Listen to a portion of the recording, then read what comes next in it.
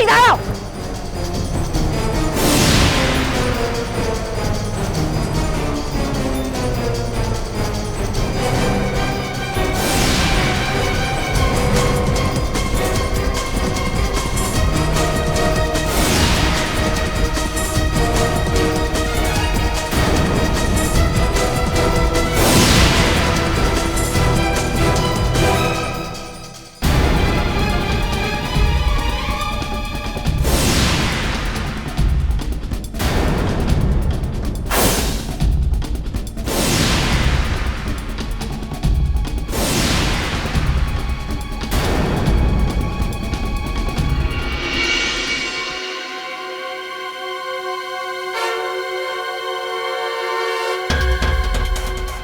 আর পালানোর পথ নেই চন্দন। আমি কিছু করিনি, আমাকে ছেড়ে দিন। কিছু করনি? কিছু করনি তো পালিয়ে রয়েছো কেন? পালিয়ে লুকিয়ে রয়েছো কেন? লজ্জা করে না ওই ছোট ছোট ছেলেগুলোকে মারতে? হ্যাঁ, আমাকে ছেড়ে দিন।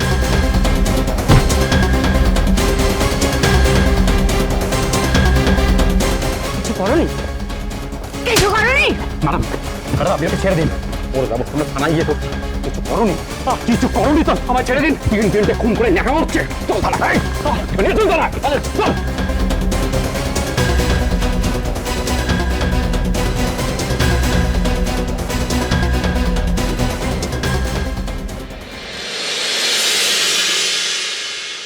আমি খুন করিনি, আমি খুন করিনি ওদের, আমি কিচ্ছু করিনি। মিথ্যে কথা বলে কোনো লাভ নেই চন্দন। আমি জানি জানি যে এই পেনটা দিয়ে তুমি ওদের এলোপাথারি আঘাত করেছো, সুমনদের চোখ নষ্ট করেছো, আর তারপর লোহার রড দিয়ে। না না না না, আমি এরকম কিছু করিনি, আমি ওদের খুন করিনি। আপনারা কেন আমার কথা বিশ্বাস করছেন না? বিশ্বাস করার মতো জায়গা তো তুমি রাখোনি চন্দন। সব প্রমাণ তোমার বিরুদ্ধে। তোমার সাথে অনির্বাণের এতবার ঝামেলা হয়েছে তার জন্যই। হ্যাঁ আমি মানছি, অনির্বাণদের সঙ্গে এর আগেও আমার ঝামেলা হয়েছিল। ওরা জোর করে মেয়েদের হোস্টেলে ঢুকতে চাইলে আমি কি করব? আমি ওদের বাধা দিতাম। অনির্বাণদের আগেও এরকম অনেক ছেলেদের সঙ্গে আমার ঝামেলা হয়েছে, কিন্তু এর জন্য আমি কেন কাউকে মেরে ফেলবো বলুন? মারোনি তো স্কুল থেকে পালালে কেন? ভয়ে, ভয়ে পালিয়েছিলাম। কারণ আমি জানতাম অনির্বাণের সঙ্গে ঝামেলা হয়েছে বলে সবাই আমাকে সন্দেহ করবে। এই ভয়ে আমি স্কুল ছেড়ে পালিয়ে গেছিলাম, কারণ কেউ আমার কথা বিশ্বাস করতো না। সেদিন রাতে আমি ডিউটিতে ছিলাম না। ডিউটিতে ছিলে না মানে? সেদিন রাতে স্কুলের কাছে হরিসভার পেছনে ঠিক বসেছিল। প্রথমে ভেবেছিলাম আমি যাব না, কিন্তু নিজেকে আটকাতে পারিনি। আপনারা ঠেকে যাদব মহেশ ওদেরকে জিজ্ঞাসা করবেন, ওরা সব বলবে। আমি কিছু করিনি ম্যাডাম, আমি কাউকে মারিনি। তুমি তো আগেও এরকম কাজ করেছো তাই না চন্দন? তুমি তোমার নিজের বউকে মারোনি, খুন করোনি? ম্যাডাম ওই একটাই ভুল আমি করেছিলাম, তখন বয়স কম ছিল, মাথা গরম করে ঝগড়াঝাটির সময় হুট করে। কিন্তু আমি ইচ্ছা করে করতে চাইনি ম্যাডাম, বিশ্বাস করুন। সেই একই রকম ঝামেলার কারণে রাগে তুমি। না না ম্যাডাম, বিশ্বাস করুন, আমি কিচ্ছু করিনি। আমি কাউকে মারিনি ম্যাডাম, আমি কাউকে খুন করিনি। ওই বাচ্চা ছেলেগুলোকে আমি মারিনি ম্যাডাম। আমি তো ওদের সামনে রাখতাম। এই তো সেদিন যেদিন হোস্টেলে আগুন লাগলো, সেদিন আমি তো অনির্বাণকে ঘর থেকে বার করে নিয়ে এলাম। আমি না থাকলে অনির্বাণকে কে বাঁচাতো? ওকে যদি মারার হতো তাহলে তো আমি সেদিনই ওকে ওখানে ফেলে রেখে আসতাম। আমি কিচ্ছু করিনি ম্যাডাম। আপনি কি বলছেন ম্যাডাম? আমি হোস্টেলে আগুন লাগিয়েছি? আমি তো নিজে। মিসেস মুখার্জি, কি ব্যাপার আপনি এখানে? আমি তো ভাবলাম আপনি বেরিয়ে গেছেন। সেদিন সঞ্চারীর ঘরে আগুন লাগলো কি করে? আমি জানি না সেটা। ঘর থেকে বেরিয়ে পড়ার গন্ধ পেয়ে আমি ছুটে গেছিলাম। দরজা বন্ধ কেন? আগুন! আগুন! আগুন! আগুন!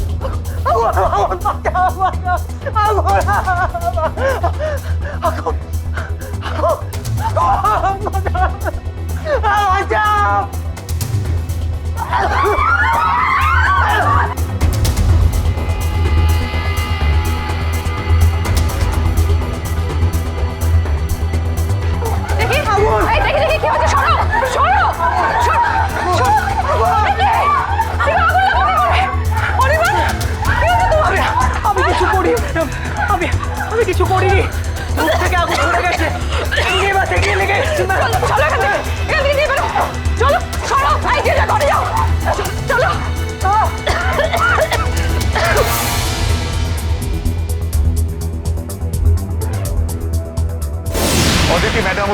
ফার্স্ট এড করতে নিয়ে গেছিল।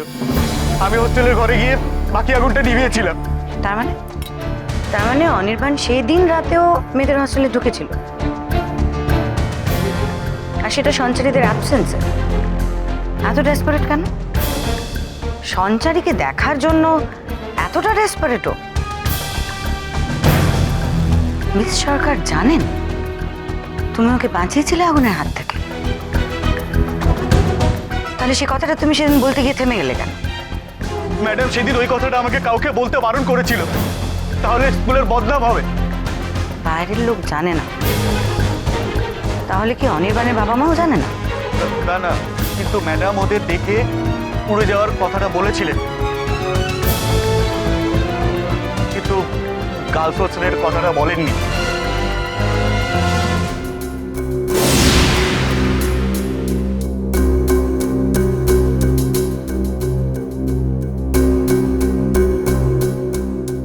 এটা কি করে হলো? এতটা পুড়ে গেল কি করে? এই জন্য এতবার করে বলেছিলাম হোস্টেলে না থাকতে। কতটা পুড়ে গেছে দেখো, একটা কথা শোনে না আমার। আচ্ছা, বাড়িতে থেকে পড়াশোনা করলে তোর কি হতো? হ্যাঁ, এখন এখানে এসে হাত পোড়ালি, এরপরে কি হবে জানি না। প্লিজ মা, এরকম ফ্যাচ ফ্যাচ করে কেঁদো না তো। এমন কিছু হয়নি আমার, আর আমার ইচ্ছে হয়েছে তাই আমি হস্টেলে এসেছি। Anirban, don't talk to your mother like that. এরকমটা পুরলো কি করে? বাবা, এটা একটা সামান্য ব্যাপার। একটা জায়গায় আগুন লেগেছিল আর আমি সেখানে ছিলাম, তাই একটু লেগেছে, দ্যাটস অল। এতে এত প্যানিক করার কিছু হয়নি। এটা কি করে হলো ম্যাডাম? একটা অ্যাক্সিডেন্ট। চন্দন ওকে খুব মাথা ঠান্ডা করে বের করে নিয়ে এসেছিল, তাই রক্ষে। না হলে he could be in real danger. আপনাকে যে কি বলে ধন্যবাদ দেব, আপনার জন্য আমার ছেলেটা রক্ষা পেল। না না, এতে ধন্যবাদের কি আছে? ও বিপদে পড়েছিল, আমি আমার ডিউটি করেছি মাত্র। ও যে ঠিক আছে এই আমার কাছে অনেক। আপনার যদি কোনো কিছু দরকার হয় আমাদের বলবেন। নিশ্চয়ই। এই যে, এটা আমার কার্ড। Thank you.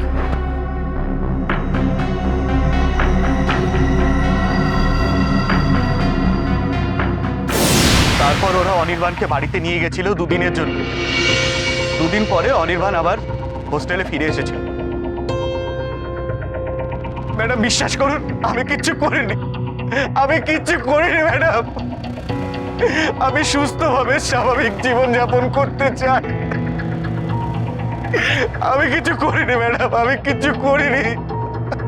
আমি খুন করিনি, কাউকে মারিনি। আমি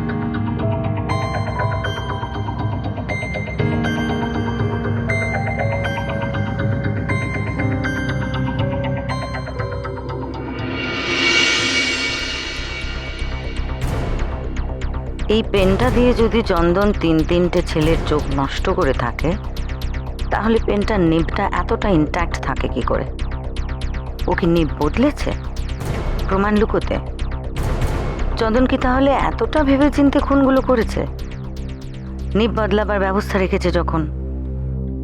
কিন্তু খুনটা যদি প্রি প্ল্যান্ড হবে, তাহলে একটা ফাউন্টেন পেন দিয়ে ওদের মারতে যাবে কেন? আর অন্য কিছুর অ্যারেঞ্জমেন্ট তো করা যেত। আর পোস্টমর্টম রিপোর্টেও তো বলা হয়েছে যে আনাড়ি হাতের খুন। প্রি প্ল্যান্ড হলে সেটা কি করে সম্ভব? না, হিসেব মিলছে না, কিছুতেই হিসেব মিলছে না।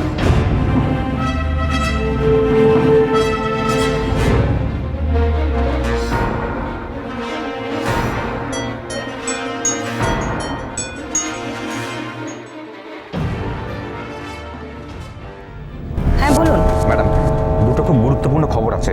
কি? প্রথমত, চন্দনের রাত্রিরে চেকের খবরটা সত্যি। আপনি নিজে চেক করেছেন? হ্যাঁ, আমার লোকেরা জিজ্ঞাসা করে জেনেছে। আর আরেকটা খবর? আর শশধরবাবু আগুন লাগার খবরটা জানতেন উনি। জানতেন? কি বলছেন উনি? হ্যাঁ জানতেন, কিন্তু চন্দন যে কথাটা বলেছে সেটা ফলস। আসলে লেডিস হোস্টেলের রেপুটেশন খারাপ হতে পারে বলে চন্দন কারোর কাছে মুখ খোলেনি। Okay officer. ওকে। তার মানে চন্দন সেদিন স্পটে ছিল না, এটা সত্যি। জয়কার